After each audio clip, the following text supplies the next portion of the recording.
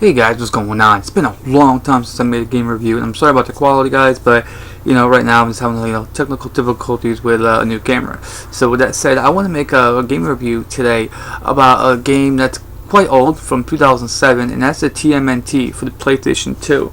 I got the game right here,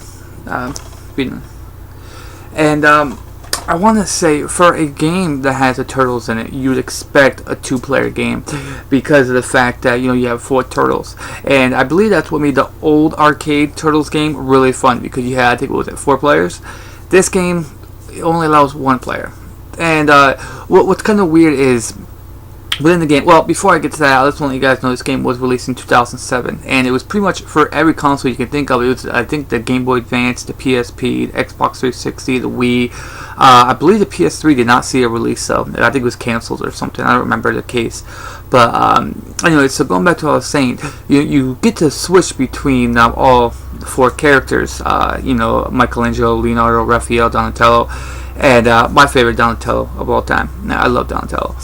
But switching between the 4, you'd think that you'd be able to have a 2-player multiplayer game, because even for a couch multiplayer, meaning having a friend come over, play with you, it would be an excellent experience. Even if you can't get online, that's fine. As long as you have a buddy next to you, that'd be pretty cool. But for some odd reason, they didn't add it in this game. But besides that, I think the game is really fun. Really, for a turtle game, you don't expect it, because I wouldn't say it's a kid's game, but then again, the game kind of holds your hand throughout the whole experience too. Meaning, like, if you die, there's no real, from what I experienced, no real life bar. Like, if you die say 6 times, you don't have to start from the beginning of the game. It just leaves you off the last checkpoint. So it pretty much holds your hand, and you can't really go out of your way and go and do what you want to do. It's pretty much a linear path. So if you're going left but you gotta go right, the camera will kind of nudge you, back to the right position, so so you don't get lost, I suppose. But there is times, though, within this game that you get confused where you have to go, because there is times where the camera don't do its job, because mostly, from what I experienced, most of the game you spend on the roofs, jumping from building to building, but there's other places, of course. There is, I think it was 16 levels. There was 16 unlockable trial levels. I don't know what they're called, trial, challenge levels and stuff. But anyways, so within the game, right, you jump in from building to building, and then you have your other levels where you're underneath the sewer and stuff like that. But all in all, it's you're beyond a building, and you gotta go left, or left. Sorry about that, a little more left. But you see an opening on your right hand side that looks like you actually gotta go here. So you jump off the building to go to the the next building, and you fall because there's an invisible wall there. So there is spots within the game that makes you think that you can go places that you really can't go, and that kind of confuses you because you lose life. And to the controls, they're really fluid. They really did a good job of mapping out where the buttons should be and what you got to do, because I think it was Michelangelo. The movie the game TMNT, by the way, follows the movie. It's flashbacks with the turtles talking about before the movie happened. I believe. I really didn't watch the movie too much, so I'm a little iffy on that. But what was I talking about? Sorry, I had a memory lapse there. But the controls, because each turtle, right, has their own unique styles and fighting abilities, and you can also double jump and so jump. How I think Prince of Persia had it, where you can jump from wall to wall to wall to wall all the way up. I believe Prince of Persia, could be thinking of a different game, but so you have things to do like that, where you gotta jump, double jump across things and get place to place. But the way the camera is set up, it's really hard to understand how far a jump is, or if you're too close or too far away. And from what I experienced, I don't recall a camera change button, unless it's select. You can't really change your camera from what I experienced, but then again, I really didn't look, so I could be wrong. But so there's jumps that too far, or too short, and you always over jump them, because you're thinking I should double jump every time you jump, because just in case. But the thing is, sometimes you don't need to, and when you do, you over jump, or you don't make the jump at all. So the camera view can be a little pain in the butt, and also double jumping to like obstacles, because this is a I believe you call this a side scroller, but then it's like top down view kind of levels too. But most times you're jumping from side scroller, going across, and there's this thing like poles you gotta jump on and then swing to the next one, to get across from one side to another. But the thing is, when you do this, right, you can't, when you like jump on the first pole and you jump to the next one, most times, if not all the time, you over jump the second pole and you land in either a fire, water, whatever kills you. So that could be a pain in the butt too. So you always, every time you jump, you always end up over jumping it, or something of that nature. But besides that, I think the game is really fun. I think it's a game that you guys should definitely check out if you haven't already. Like I said, it came out in 2007, and with like 16 levels, 16 challenge unlockable levels, stuff like that. I think you guys would have a really, really fun time playing it.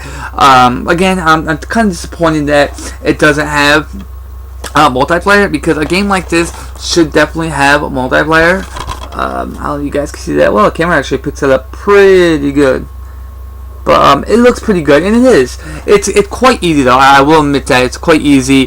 There's levels in there where you can go right through it. But that's another thing I want to say. How I was telling you how when you over jump things, you die. Well, within every level you play, there's a timer. If you can do a good job, you can clear the level in a great time, you get graded. Even if you're in a battle, and if you don't get hit and you complete the whole level without getting hit, you get graded. I think it was A through F. Depending on the time you make, you get A through F. And if you use your turtles in sequence, so if you switch out your turtles every time, because all 4 turtles on the map at the same time, you got to switch out and in and out. But if you use all your turtles, and switch out and in throughout the level, you get graded on that too. Well, anyways, going back to what I was saying, you gotta try to make the best score, and if you do a good job in each level, that you unlock the challenge level, like I was talking about earlier. There's 16 of them, and what the challenge level is, you can go in and you can do like a challenges within that level over again. But anyways, like I was saying, so you're trying to beat the game, as fast as you can. But then again, you try not to get hit, and it's hard. And what I don't understand is when you're when you're trying to rush, you're gonna make mistakes. It's just it's gonna happen, right? But the thing is, when you die, right, the timer it stops. Or it don't stop, it keeps going. So it's even if you die, it keeps going. It brings you back to your last checkpoint, and the time stays where you died last.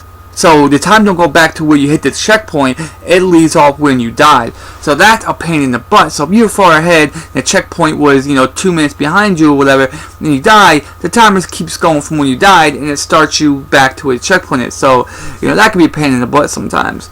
But all in all, like I said, the game's really good. It really is. It has its flaws here and there. I know I mostly talk about the flaws, but there's good things. The graphics are pretty nice for its time. I think they did a good job doing the turtles. The enemies are a little easy at times. There is I believe mini bosses here and there, but oh no, I think it's a really good game. I think you guys should definitely check it out, either for the Wii or the GameCube. I'm sorry, for the DS or the PS2 or the PSP, Wii, Xbox 360.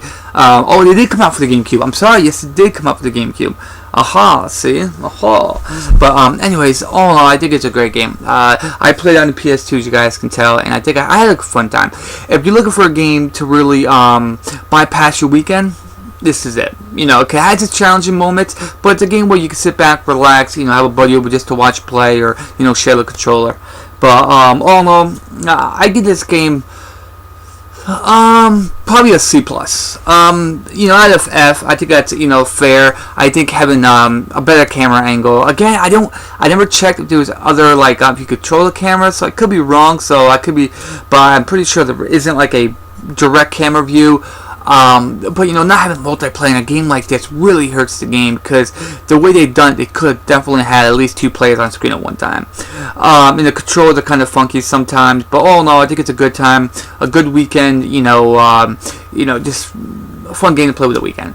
But alright guys, I hope you enjoyed this, and I know I slipped up a couple times guys, but I don't have a script here. I don't read up the script, it's coming off my head. So guys, I hope you guys enjoyed this, and it was good seeing you guys. And yeah, if you have any anything you want to know about this game, just leave a comment, and I'll get back to you. But TMNT, I think it's worth a try, most definitely. If you can pick it up for like $5 off eBay, I would definitely do it. Alright guys, until next time, you guys take it easy.